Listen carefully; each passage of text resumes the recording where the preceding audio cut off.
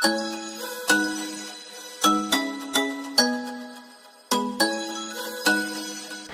बनाएंगे कच्छ का most famous food कच्छी दाबेली। ये दाबेली हम सबको बहुत ज़्यादा पसंद आती है और इस रेसिपी को मैं आपको एकदम स्क्रैच से बताऊंगी कि आप दाबेली का मसाला कैसे बनाएं, जो इस रेसिपी का सबसे इम्पॉर्टेंट कंपोनेंट है। और मैं बाकी भी आपको सारे कंपोनेंट्स डिटेल में बताऊंगी ताकि आपकी दाबेली एकदम परफेक्ट बने। और अगर आपने ये मसाला एक बार बनाकर रख दिया फ्रिज में तो आप समझ लीजिए आपने 3/4 रेसिपी बना ली है। और ये मसाला आप पूरे 8 से 10 महीने फ्रिज में स्टोर कर सकते हैं और फिर बस मसाला निकाला, फटाफट से सारे कंपोनेंट्स बनाए और आपकी दाबेली तैयार हो जाएगी। और रेसिपी शुरू करने से पहले अगर आपने मेरे चैनल को सब्सक्राइब नहीं किया है तो उसे सब्सक्राइब कर दें ताकि मेरे सारे नए वीडियोस आप तक पहुंचते रहें। तो चलिए रेसिपी शुरू करते हैं। दाबेली मसाला बनाने के लिए गैस पर हमें एक पैन या कढ़ाई चढ़ानी है और गैस का फ्लेम हमें मीडियम करना है। और सबसे पहला इंग्रेडिएंट हम पैन में डालेंगे सूखा धनिया। ये 5 टेबलस्पून सूखा धनिया है। आप अपने घर में कोई भी 1 टेबलस्पून सेट कर ले और सारे मेजरमेंट्स उसके अकॉर्डिंग ही ले। तो मैंने ये थोड़ा सा बड़ा चम्मच लिया है और सारे मेजरमेंट मैं इसी के अकॉर्डिंग ले रही हूँ। तो सबसे पहले हम पैन में सूखा धनिया डाल देंगे, साथ में 1 टेबलस्पून सौंफ, 1 टेबलस्पून जीरा, 1 टेबलस्पून ब्लैक पेपर कॉर्न, 10 से 12 लौंग, 1 बड़ी इलायची, 2 छोटी इलायची, 2 स्टार एनिस, 2 तेज पत्ता, 2 इंच दालचीनी। अब हमें इन सारे इंग्रेडिएंट्स को 3 से 4 मिनट के लिए मीडियम फ्लेम पर रोस्ट करना होगा। हमें इन्हें तब तक रोस्ट करना है जब तक ये जो धनिया है ना वो एकदम क्रंची नहीं हो जाता है। रोस्ट करने से हमारे मसाले की शेल्फ लाइफ बढ़ेगी और इसका टेस्ट भी एनहांस हो जाएगा। और ये जब आप मसाले रोस्ट करेंगे ना तो आपको इसी टाइम पर ढाबेली की खुशबू आ जाएगी। मसाले रोस्ट करते से ही पूरा घर हमारा महक उठता है। बस 3 से 4 मिनट रोस्ट करने के बाद कुछ मसालों में से पॉप होने की आवाज आएगी और उस स्टेज पर हमें गैस का फ्लेम ऑफ करना है। गैस का फ्लेम ऑफ करने के बाद हम इसमें डालेंगे 1 टेबलस्पून तिल। तिल बहुत ही जल्दी सिककर तैयार हो जाते हैं, इसीलिए हमें गैस का फ्लेम ऑफ करने के बाद ही डालना है। और 4 टेबलस्पून सूखा नारियल। आज मेरे पास नारियल ऐसे ग्रेट किया हुआ है, आप डेसिकेटेड कोकोनट भी ले सकते हैं या जो आप पूरा सूखा नारियल आता है आप उसके छोटे छोटे पीसेस करके इसमें डाल सकते हैं। तो अब पैन हमारा गर्म ही है तो तिल और कोकोनट भी सिक जाएंगे इसके साथ। तो हल्का सा हम चलाएंगे क्योंकि पैन हमारा काफी गर्म है। और बस 1 मिनट के बाद हम इन सारे इंग्रेडिएंट्स को एक प्लेट में निकाल देंगे ताकि ये बहुत ही फटाफट ठंडे हो जाए, क्योंकि हमें इन्हें ग्राइंड करना है और ग्राइंड करने के पहले हमारे सारे इंग्रेडिएंट्स अच्छे से ठंडे होने चाहिए। नेक्स्ट स्टेप में हमें ढाबेली का मसाला ग्राइंड करना होगा। तो हमें एक मिक्सर ग्राइंडिंग जार चाहिए और उसमें हम ये सारे खड़े मसाले डाल देंगे। जब ये मसालों को ऐसे क्रश करके देखेंगे तो आपको लगेगा ये बहुत ही क्रंची हो गए हैं। तो इसी टाइप से हमें मसाले रोस्ट करके तैयार करने हैं और एक बार जब ये ठंडे हो जाए फिर ही हमें इन्हें ग्राइंड करना है। मिक्सर ग्राइंडिंग जार में ये सारे खड़े मसाले डालने के बाद हमें इसमें कुछ और मसाले ऐड करने हैं। तो सबसे पहले हमें इसमें ऐड करना है 2 टेबलस्पून चीनी के। चीनी डालना बहुत इंपॉर्टेंट है, इससे मसाले में बहुत ही जबरदस्त टेस्ट आती है। 1 टेबलस्पून अमचूर पाउडर, 4 टेबलस्पून कश्मीरी लाल मिर्च, 1 टेबलस्पून तीखी वाली लाल मिर्च, 1 tablespoon black salt, 1 tablespoon white salt. अब हम इसका लिड लगाएंगे और हमें इसका फाइन सा पाउडर तैयार करना है। लीजिए हमने ढाबेली मसाला तो ग्राइंड करके बिल्कुल तैयार कर दिया है। आप इसे 6 से 8 महीने तक एक एयर टाइट कंटेनर में स्टोर भी कर सकते हैं। बस आपको वो कंटेनर फ्रिज में रखना होगा और फिर जब आपको ढाबेली खाने का मन करे ये मसाला निकाला और फटाफट से ढाबेली बना दी। और आपने ये मसाला जब मार्केट में देखा होगा तो ये ऐसा नहीं होता है, मतलब इसमें थोड़ा सा मॉइस्चर रहता है, ये थोड़ा भंडा भंडा हुआ रहता है। इसके लिए हमें इसमें 2 से 3 टेबलस्पून मूंगफली का तेल डालना होगा। अगर आपके पास मूंगफली का तेल नहीं है तो आप सिंपल रिफाइंड ऑयल या कोई भी ऑयल भी डाल सकते हैं। बस इसमें 3 टेबलस्पून ऑयल डालने के बाद हमें इसे एक मिक्स देना होगा। ऑयल मिक्स करने के बाद अब आप इसका टेक्सचर देख रहे हैं ना, एकदम बाजार के जैसा लग रहा है, एकदम परफेक्ट टेक्सचर। और ग्राइंड करने के बाद हमारा पूरा घर महक उठता है। और ये आपने एक बार मसाला बना दिया मतलब समझ लो आपकी ढाबेली बनी गई, क्योंकि अब हम जो बाकी कंपोनेंट्स बनाएंगे उसे बनाना तो बहुत ही आसान है। ढाबेली बनाने के लिए हमें 2 टाइप की चटनी लगेगी। तो सबसे पहले हम बना रहे हैं तीखी वाली एकदम चटपटी लाल लहसुनी चटनी।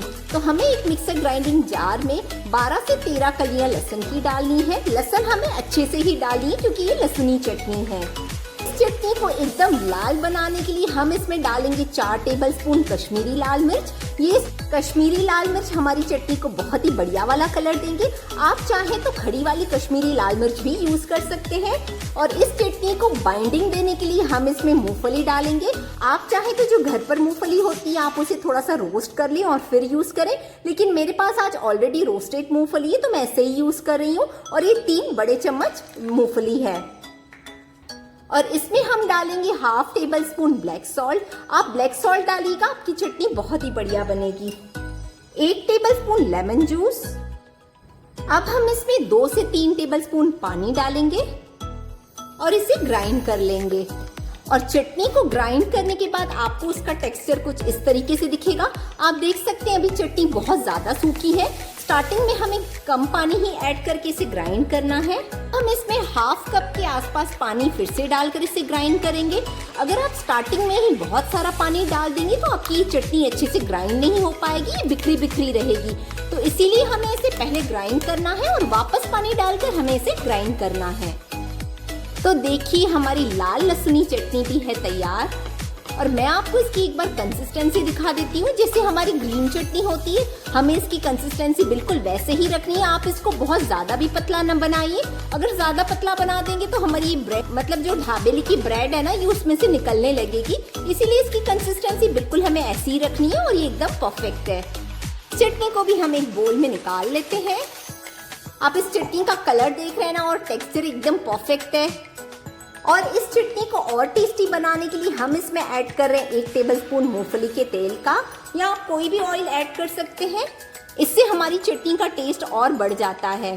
तो बस ऑयल डालकर हमें इसे मिक्स करके साइड करना है। और जब मैंने आपको कहा कि ढाबेली बनाने के लिए हमें 2 चटनी की जरूरत होगी, तो एक ये लहसुनी चटनी हमने बनाई और ये लाल वाली मीठी चटनी है।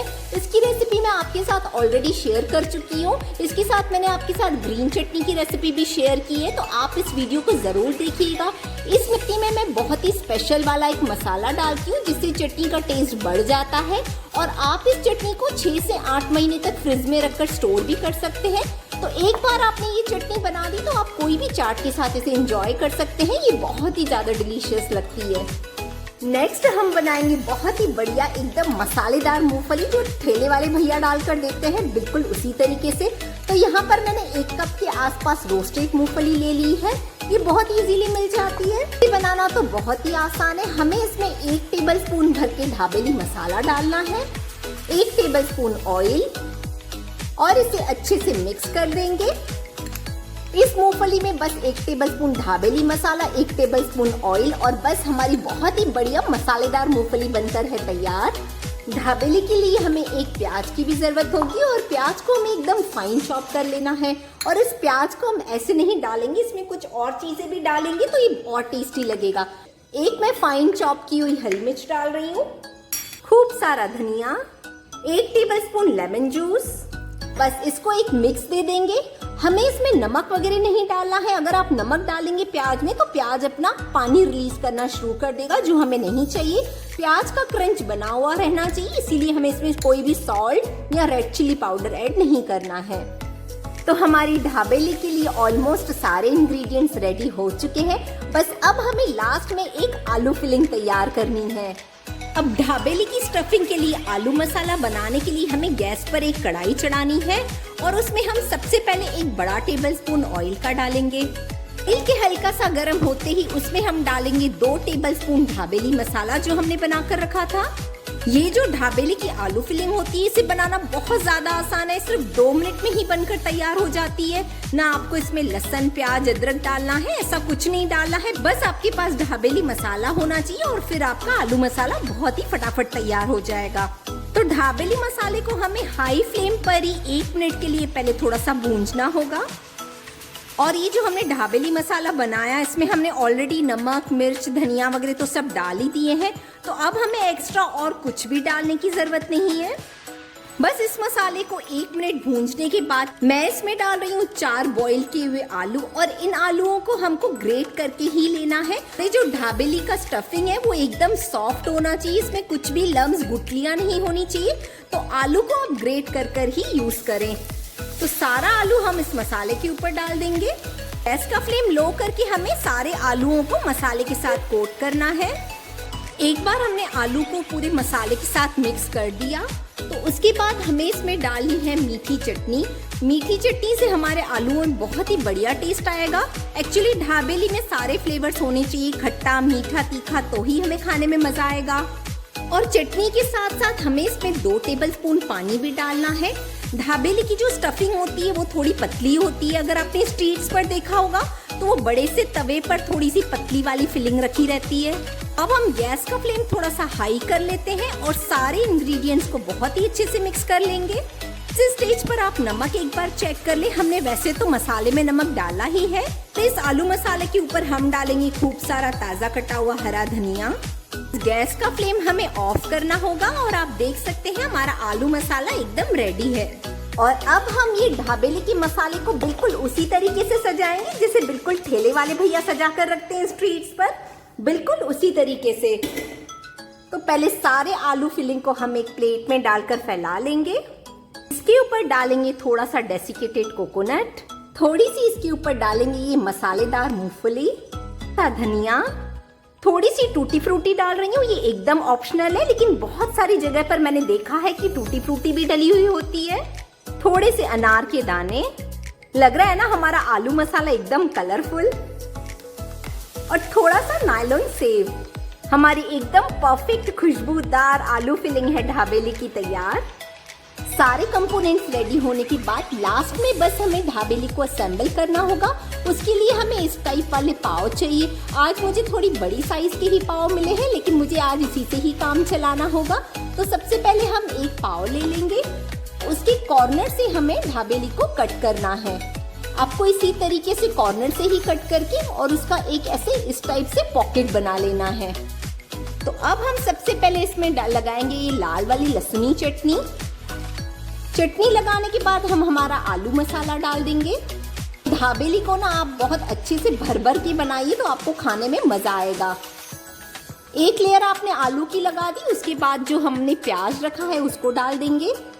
इसके ऊपर हम डालेंगे थोड़ी सी मीठी चटनी, वापस से थोड़ा सा आलू फिलिंग डाल देंगे, थोड़ी सी स्प्रिंकल करेंगे मूंगफली, और बस हमारी बहुत ही बढ़िया ढाबेली बनकर तैयार हो चुकी है। ब्रेड के ऊपर वाली साइड पर लास्ट में डालेंगे थोड़ी सी मीठी चटनी। तो इसी तरीके से हमें सारी ढाबेली को स्टफ करना है। ढाबेली को सेकने के लिए हमें एक पैन या तवा चाहिए। उसके ऊपर हम डालेंगे एक छोटा टेबलस्पून बटर या आप घी भी ले सकते हैं। और बस हमें लो टू मीडियम फ्लेम पर ढाबेली को चारों तरफ से बहुत ही अच्छे से सेककर और क्रिस्प करना होगा। आप एक बार मेरी तरीके से ढाबेली बनाइए और फिर देखिए आपके फैमिली मेंबर्स ने रोज डिमांड करेंगे इसे बनाने के लिए। ये बहुत ही जबरदस्त बनकर तैयार होगी। ढाबेली को चारों तरफ सेकने के बाद हम इसे नायलॉन सेव से कोट करेंगे, मतलब हमें इसके सिर्फ साइड्स में नायलॉन सेव लगाना है। अच्छी ढाबेली हमारी बहुत ज़्यादा डिलीशियस बनी है और ये मेरी फैमिली में तो सबको बहुत ज़्यादा पसंद है। आप इस रेसिपी को ट्राई ज़रूर कीजिए। आई एम श्योर आपकी पूरी फैमिली इसकी फ़ैन हो जाएगी। तो इस रेसिपी को तो बनाना बनता है और आप अपनी बहुत सारी फ्रेंड्स के साथ इसे शेयर कर दीजिए। और अगर आपने मेरे चैनल को सब्सक्राइब नहीं किया है तो इसे सब्सक्राइब कर दीजिए ताकि मेरी सारी नए रेसिपीज और DIYs आप तक पहुंचते रहे। मिलती हूँ आपसे अपने अगले वीडियो में। तब तक आप अपना बहुत सारा ध्यान रखें, स्वस्थ रहें और खुश रहें।